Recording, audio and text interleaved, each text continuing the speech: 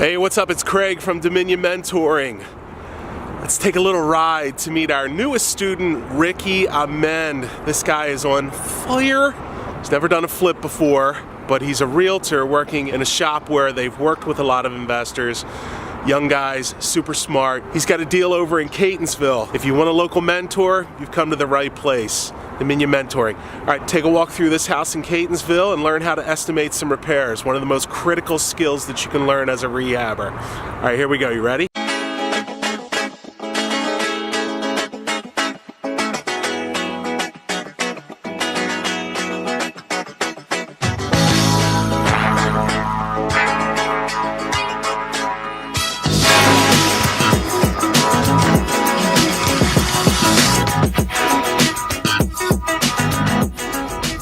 You ever get the feeling that the traffic lights are actually out to get you and that you're hitting every single red light possible? Yeah, that's today. Woo! I made it through 3. Things are turning for the better. Look, so much of this business is about getting the numbers right, about buying the house right, so you really make money when you buy the house.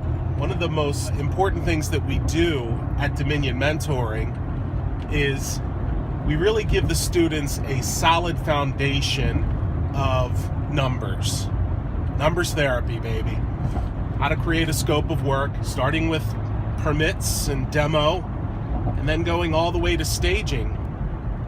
To make sure that you have each line item correct and dialed in. That's what I'm helping our new student Rick with. We're going to walk through a house. He's going to use our trusted cheat sheet for estimating repairs, and I'm going to help him dial in the numbers for a house that he's looking to put an offer on. That's local mentoring.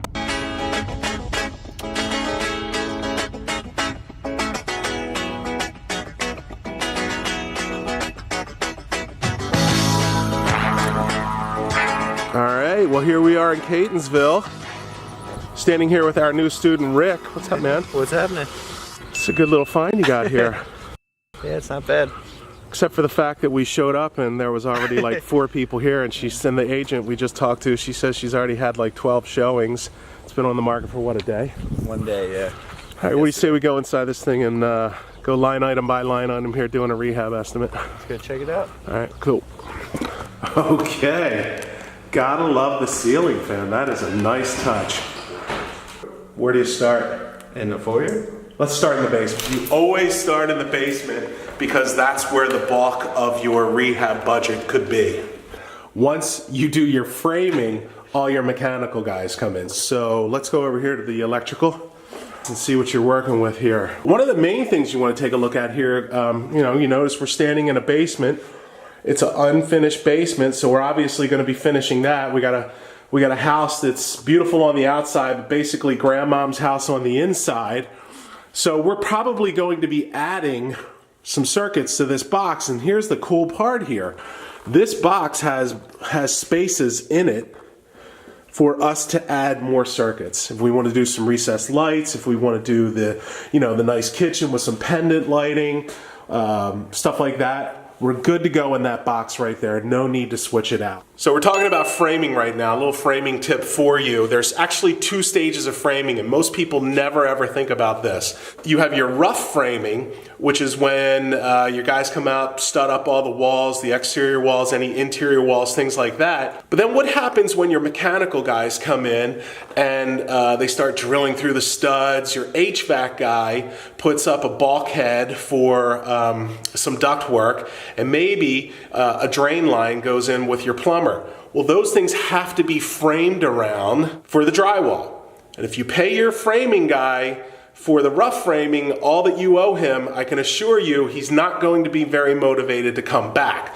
So what you want to do is always take framing in 2 steps. Your rough framing, let the mechanical guys come through, you bring the framer back to do the finished framing. A little tip for you there. Basically what we got here is got ourselves a cosmetic rehab here. This house is actually in pretty good shape. What'd you think of walking through the house? What'd you learn? It was pretty much all cosmetic work. The mechanicals were good. The HVAC, basement just needs to be finished. Hardwood refinish. I meant, what did you learn from me? Oh, nothing. He's very honest. He's very, very honest that way. Now I did learn how to price per like electrical, who's doing it, how many guys they're gonna need, how long it's gonna take. Yeah, so basically what we try to do here is we try to take as many materials out of the hands of the contractors as possible. When we're estimating repairs, we really try to come down to a material and labor price. So when we're walking through the house and we're looking at, say, framing, we will buy all of the lumber and then just have the framing crew give us a price for their labor. That makes actually things a lot easier on them, makes things a little bit harder on us, but in the end, you can really compare apples to apples when you're dealing with crews because you're taking the material component out of it and just getting them to bid on labor.